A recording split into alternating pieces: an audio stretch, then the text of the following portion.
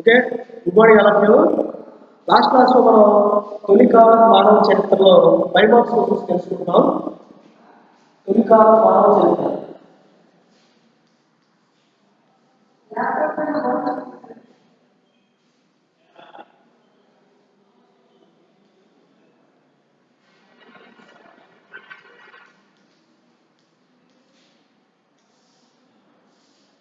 Early story of మ్యాన్ కైండ్, ఇంగ్లీష్లో మనం దీన్ని ఏమనిపిస్తుందని చెప్పొచ్చంటే ఎర్లీ స్టోరీ ఆఫ్ మ్యాన్ కైండ్ అంటే తొలి కాలపు మానవ చరిత్ర. అయితే మనం పరిశీలన చేసినట్లయితే మానవుని యొక్క ఆహార అలవాట్లు కానీ మానవుని యొక్క నివాసం గురించి కూడా మనం తెలుసుకుందాం. ఆహార అలవాట్లు మనం చూసినట్లయితే ఆహారాన్ని పోగు చేసుకోవడం, ఆహారాన్ని సేకరించడం, తర్వాత వేట అనేటువంటి ప్రక్రియ, చేపలు పట్టేటువంటి విధానం మనం తెలుసుకున్నాం. ఆహార అలవాట్లు మనం చూసినట్లయితే నివాసం చూసినట్లయితే నివాస ప్రాంతాల గురించి మనం తెలుసుకున్నాం. అయితే మనం పరిశీలించినట్లయితే నివసించిన ప్రాంతాలు చూసినట్లయితే కెన్యా ప్రాంతంలో వీడి యొక్క ఫ్లెక్స్ అనేటువంటి గొడ్డలు కానీ ఫ్లెక్ అనేటువంటి మరుగులు కానీ మనకి కెన్యా ప్రాంతంలో దొరికితే దక్షిణ ప్రాంతంలో బాస్కేవ్ అనేటువంటి ప్రాంతంలో మరి చూసినట్లయితే వీళ్ళ యొక్క గృహాలు లజరేటువంటి ప్రాంతంలో గృహలు కూడా మనకి దొరికినటువంటి విషయాన్ని మనం తెలుసుకోవడం జరిగింది.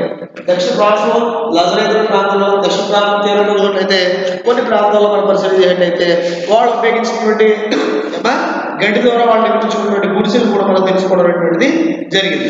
అయితే ఈ క్లాస్లో మనం చూసినట్లయితే వీటిలో వెరీ వెరీ ఇంపార్టెంట్ క్లాస్ ఉంటుంది. ఫస్ట్ క్లాస్లో 5 మార్క్స్ అనేటువంటివి 5 మార్క్స్, దీనిలో వచ్చి మనకి 2 మార్క్స్ క్వశ్చన్స్ రావడం అనేటువంటిది జరుగుతుంది. 2 మార్క్స్ క్వశ్చన్స్ ఆల్రెడీ మీకు చెప్పడం జరిగింది. ఇంట్లో 5 మార్క్స్ క్వశ్చన్స్ మనం తెలుసుకుంటాం. ఇప్పుడు మనం చూసినట్లయితే నెక్స్ట్ క్వశ్చన్ ఏదో చెప్పొచ్చు అంటే హోమోనాయిడ్స్ అండ్ హోమోనిడ్స్.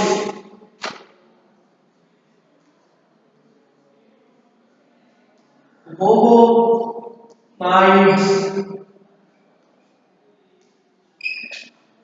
homonids.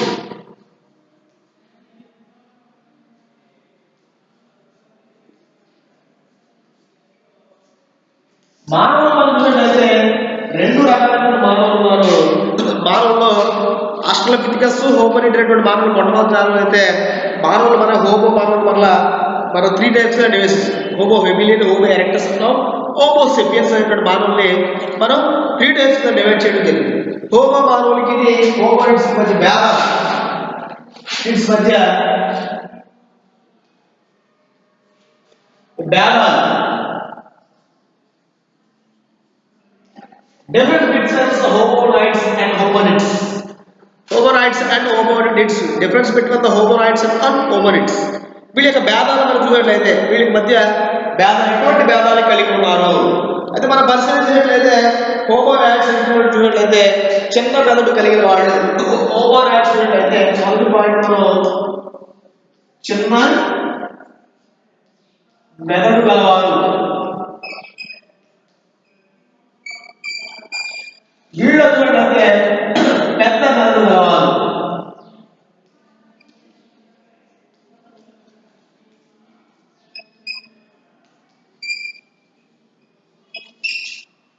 వీళ్ళు చిన్న మెదడు గలవారు అంటే ఆలోచన జ్ఞానం తక్కువగా ఉన్నటువంటి వాళ్ళే హోమోనాయిడ్స్.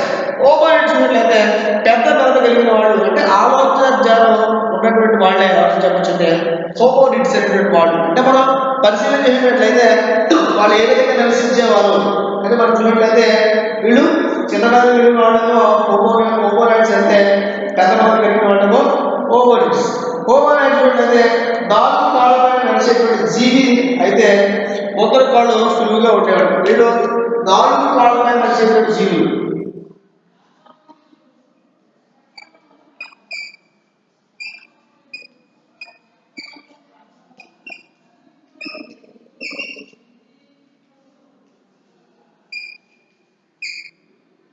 వీళ్ళకి 4 కాళ్ళపై నడిచేటువంటి జీవులు వీళ్ళు. దీనిలో చూసినట్లయితే ముందర కాళ్ళు సులువుగా ఉండేవి.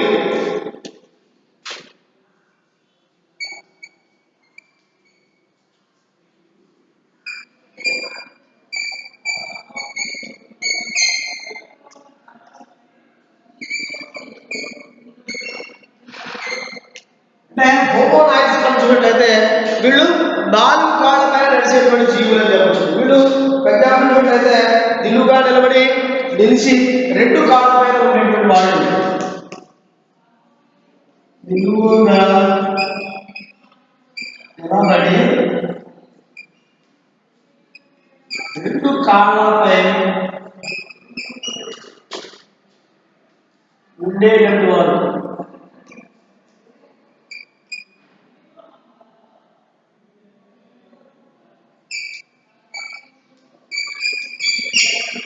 వీళ్ళు మనం పరిశీలించినట్లయితే హోమోనాయిడ్స్ అయితే వీళ్ళు 4 కాళ్ళపై నడిచేటువంటి జీవులు.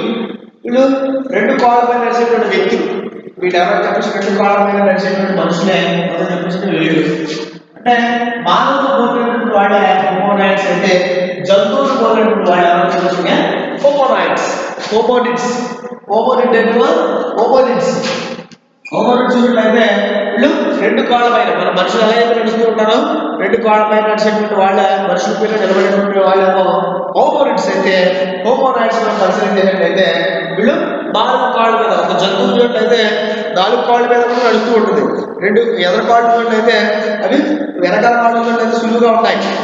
ఎదర కాళ్ళ మీద ఏం చేస్తుంది భారం పెట్టుకోవడానికి అవకాశం అనేటువంటిది ఉంటుంది.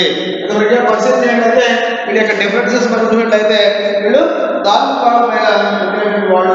చేతులు అంత సులువుగా ఉండేవి కావాలంట. వీళ్ళకి చేతులు అంత సులువుగా ఉండవు. చేతులు సులువుగా ఉండవు. ఇందువల్ల 4 కాళ్ళు నడిచినప్పుడు వెనకాల కాళ్ళ మీద పెట్టుకుంటే ఎదర కాళ్ళ మీద భారం పడుతుంది. అమ్మా వెనకాల కాళ్ళు వ్యాపారం వాళ్ళు ఏం కావాలని చెప్పంటే వీళ్ళు భారం అనేటువంటిది ఉండదు. చేతులు ప్రజ్ఞాపకం ఏంటంటే వీళ్ళకి అంత సులభంగా ఉంటాయి అని చెప్పచ్చు. ప్రజ్ఞాపకం పరిస్థితులు ఏంటంటే ఉపయోగించేస్తూ వెనగా చేతులు పనిచేయడానికి ఉపయోగిస్తారండి. చేతులు సులభంగా పని చేయడానికి ఉపయోగిస్తారు.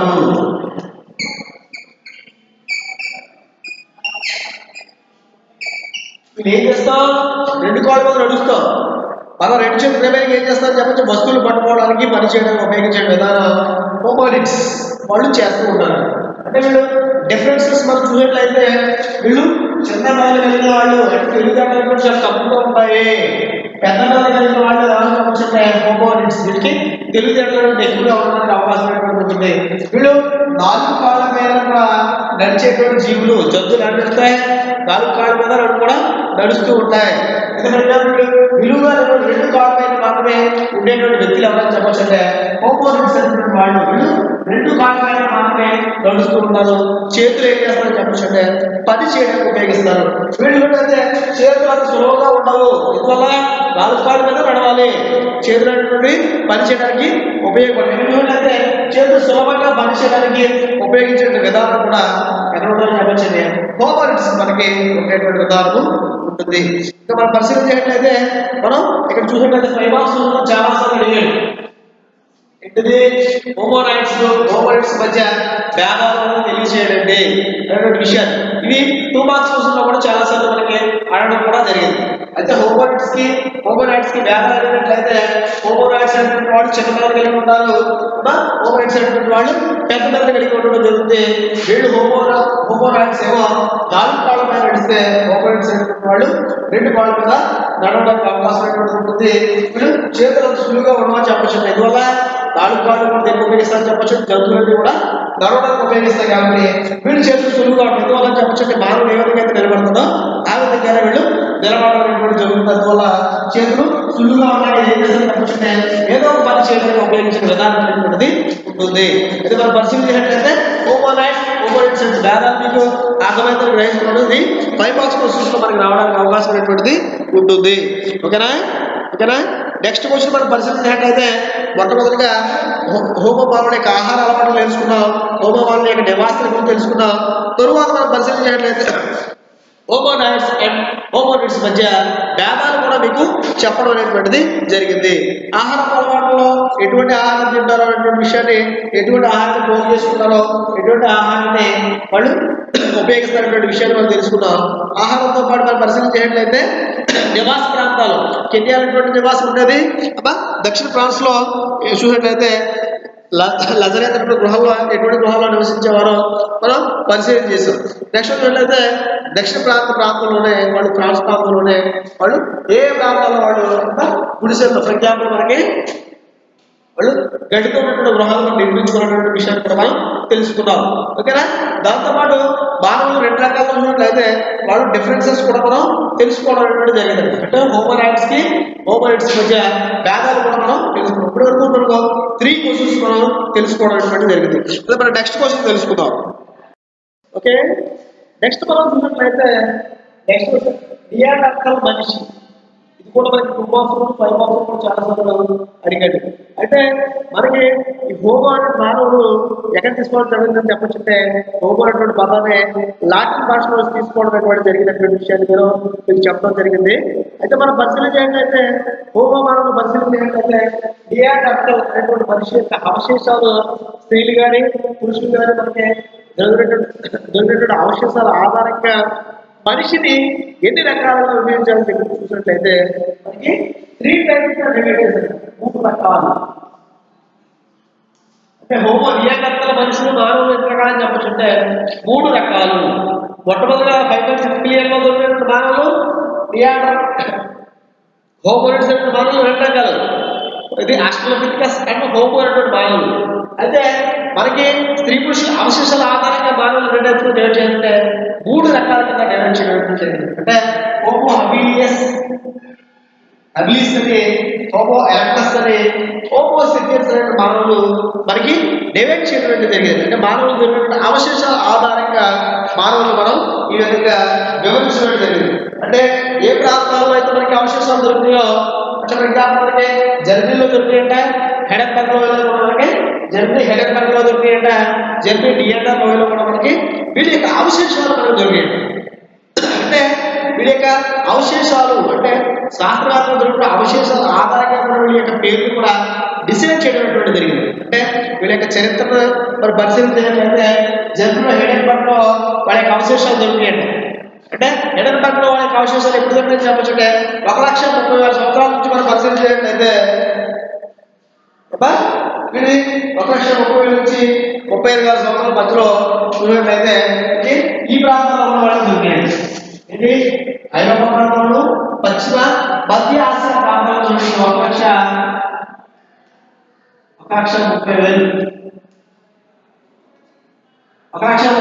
నుంచి మరి పరిశీలించినట్లయితే 30,000 సంవత్సరాల నుండి 35 సంవత్సరాల మధ్యలో 35,000 సంవత్సరాల మధ్యలో కూడా వీడికి జర్మనీ హెడెన్బర్గ్ లో కూడా దాంతో పాటు ఐరోపా, పశ్చిమ మధ్య ఆసియా ప్రాంతాల్లో కూడా నియాడక్టల్ మనిషి యొక్క అవశేషాలు అంటే మానవుని యొక్క అవశేషాలు మనకి దొరికినవి.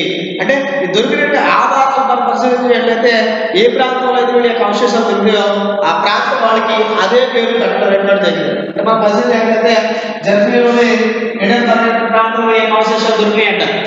అంటే వీళ్ళ అవశేషాలు దొరికిన ప్రాంతం హెడెన్బర్గ్ లో దొరకడం వల్ల వాళ్ళకి ఏమేమి విషయాలు చెప్పాలంటే హోమో హెడెన్బర్గియన్స్. వాళ్ళే ఎలా తెలిసేవారు? హెడెన్బర్గ్ లో దొరకడం వల్ల, జర్మనీ హెడెన్బర్గ్ లో దొరకడం వల్ల ఏం విషయాలు చెప్పొచ్చు అంటే హోమో హెడెన్బర్గియన్స్ అని వాళ్ళు కలవనేటువంటిది జరిగింది. అయితే మనం పరిశీలన ఏంటంటే డియాండర్ లోయలో కూడా దొరికాయి. జర్మనీలోని డియాండర్ లోయ ప్రాంతంలో కూడా వీళ్ళ యొక్క అవశేషాలు మనకి దొరకడం జరిగింది. అంటే వీళ్ళ యొక్క అవశేషాలు డియాండర్ లోయలో దొరకడం వల్ల వాళ్ళు డియాండర్ లోయలో ఉన్న మనుషుల్ని ఎలా పిలిచారని చెప్పొచ్చు అంటే హోమో నియాండర్లెన్సిస్. హోమో నియాండర్లెన్సిస్ అని వాళ్ళు తెలవడం అనేటువంటిది జరిగింది. అయితే మనం పరిశీలించినట్లయితే వాళ్ళు దొరికిన అవశేషాల ఆధారంగా కూడా వాళ్ళ పేర్లు మనం డిసైడ్ చేసినటువంటి విషయాన్ని మనం జ్ఞాపకం చేసుకోవాలి. అంటే మనం చూసినట్లయితే మనకి జర్నీలో దొరికినటువంటి అవశేషాల ఆధారంగా వాళ్ళకి జర్నీలో ఉన్నటువంటి పేర్లు వచ్చి వాళ్ళు మన గ్రామాల్లో కూడా మనం దొరికినట్లయితే ఆ పేర్లు కట్టుకోవడం జరిగింది. అంటే త్రవ్వకాల్లో మనకి మొట్టమొదటిగా చూసినట్లయితే ఐరోపా ఖండంలోనే మానవుని యొక్క అవశేషాలు మనకి మెసొపొటామియా ప్రాంతాల్లో మనకి అవశేషాలటువంటి దొరకడం జరిగింది. ఐరోపా ప్రాంతంలోనే ఇరాన్ ప్రాంతంలో మనకి ఎక్కువ అవశేషాలు దొరకడం జరిగింది. అయితే మనం పరిశీలన చేసినట్లయితే జర్మనీ హెడెన్బర్గ్ లో దొరికినటువంటి వాళ్ళేమో జర్మనీ హెడెన్బర్గ్ సరే థియేటర్ లోయలో దొరికినటువంటి అవశేషాల ఆధారంగా థియేటర్ కూడా వాళ్ళని పిలవడం జరిగింది. అంటే ఫర్ ఎగ్జాంపుల్ మనం చూసినట్లయితే ఐరోపా, ఆసియా, తర్వాత పశ్చిమ ఆసియా ప్రాంతాల్లో కూడా 1,30,000 నుంచి 30,000 సంవత్సరాల మధ్య కూడా అవశేషాలు మనకి దొరికినాయి. అంటే ఈ అవశేషాల ఆధారంగానే డియాడర్టల్ మనిషి యొక్క జీవితం గురించి మనం తెలుసుకోవడం అనేటువంటిది జరుగుతుంది. అయితే మనం చూసినట్లయితే ఈ అవశేషాలు 35,000 సంవత్సరాల తర్వాత కూడా అవశేషాలు కొనసాగినటువంటి ఆగిపోవడం జరిగింది. అంటే వీళ్ళ అవశేషాలు ఎక్కడ ఎక్కువ మారేసిందంటే 35,000 సంవత్సరాల తర్వాత వీళ్ళ అవశేషాలు ఇది వెతికేటువంటి పరిస్థితిని ఆర్చేటటువంటిది జరిగిందనేటువంటి విషయాన్ని కూడా మనం గ్రహించాలి. ఇంకా మనం చూసినట్లయితే వీళ్ళ యొక్క హోమో మానవులు మెదడు పెద్ద మెదడు, చిన్న దవడ, చిన్న పళ్ళు కూడా ఉంటాయి. పరిమాణం కొద్ది జాగ్రత్త శక్తి తెలివితేటలు కూడా ఎక్కువగా ఉండేటువంటి మానవులు. అంటే వీళ్ళు ఎలా ఉన్నా పెద్ద మెదడు ఉంటుందండి, తెలివితేట ఎక్కువ.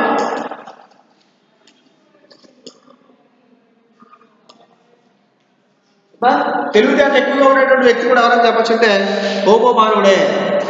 హోమో మానవుడు అంటే డియాడర్ మనిషి. అంటే పెద్ద కాలంలో తెలివితేట ఉన్నటువంటి వ్యక్తి కూడా ఎవరైనా చెప్పచ్చు అంటే ఇతరులని చెప్పచ్చు. అంటే ఫర్ ఎగ్జాంపుల్కి వీళ్ళకి దవడలో తేడాలు ఉన్నాయంట.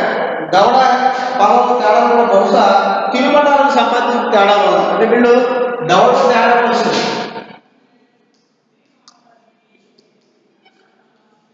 తేడాలు రావడం లేదు. అంటే వీళ్ళు తినేటువంటి ఆహారంలో వల్ల కూడా వీళ్ళు దవడ పళ్ళలో తేడా కూడా వచ్చినటువంటి విషయాన్ని మనం గ్రహించాలి. ఎందువల్ల చెప్పచ్చు, వాళ్ళు సున్నితంగా తినేటువంటి పరిస్థితి వాళ్ళకి తెలియదు.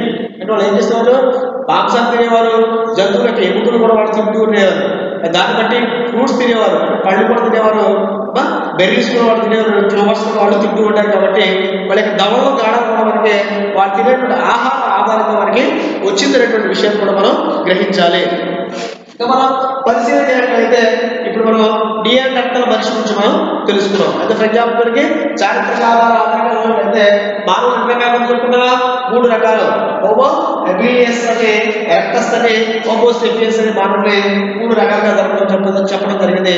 అయితే ఈ మానవుల అవశేషాలు దొరికిన విధానాన్ని బట్టి వాళ్ళకి ప్రజ్ఞాపనం అయితే వాళ్ళ యొక్క చారిత్రక త్రవ్వకాలు దొరికిన విధానాలను బట్టి వాళ్ళకి పేర్లు కూడా వచ్చేటువంటి విషయాన్ని చెప్పడం జరిగింది. అంటే మనకి జర్నీలో హెడెన్బర్గ్ దొరకడం వల్ల వాళ్ళకి అవశేషాలు ఏం విషయాలు చెప్పచ్చు అంటే హెడెన్బర్గ్ హోమో హెడెన్బర్గియన్స్ అని పిలవడం జరిగింది. జర్నీలోని డియాడర్ లోయలో దొరకడం వల్ల డియాడర్టల్ లెన్సిస్ అని వాళ్ళు పిలవడం జరిగింది. ఇంకా మనం పరిశీలన చేసినట్లయితే ప్రపంచంలో అయితే ఇంకా వాళ్ళకి ఎక్కడ తవ్వకాలు జరిగింది ఐరోపాలో, పశ్చిమ మధ్య ఆసియా ప్రాంతాల్లో కూడా వాళ్ళ యొక్క అవశేషాలు మనకి దొరికినటువంటి విషయాన్ని మనం గ్రహించాలి.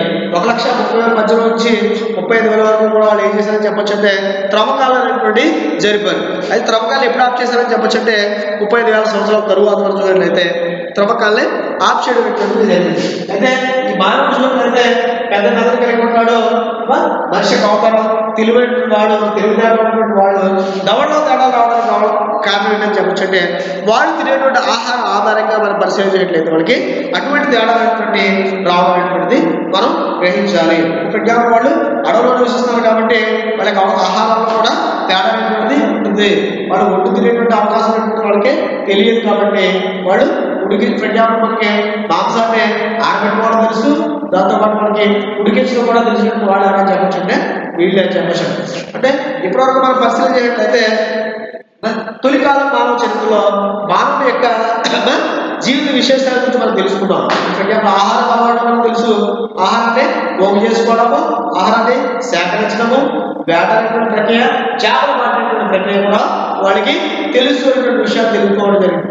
ఫర్ ఎగ్జాంపుల్కి వాళ్ళు ఉపయోగించిన పనిముట్లు, ఫర్ ఎగ్జాంపుల్కి ఫ్రాన్స్లో ఉన్నట్లయితే వాళ్ళు లాక్స్బార్గ్ అనేటువంటి ప్రాంతాల గుహలో కూడా వాళ్ళకి వాళ్ళు ఎటువంటి 12.4 మీటర్ల పొడవునటువంటి గుహలు కూడా వాళ్ళు ఉపయోగించారని ఫర్ ఎగ్జాంపుల్ దాంతో పట్టినట్లయితే వాళ్ళు ఉపయోగించినటువంటి గడ్డితో వేసినటువంటి ఒక పూరు గుడుసు కూడా మనం చూసామనేటువంటి విషయం కూడా మనం తెలుసుకున్నాం.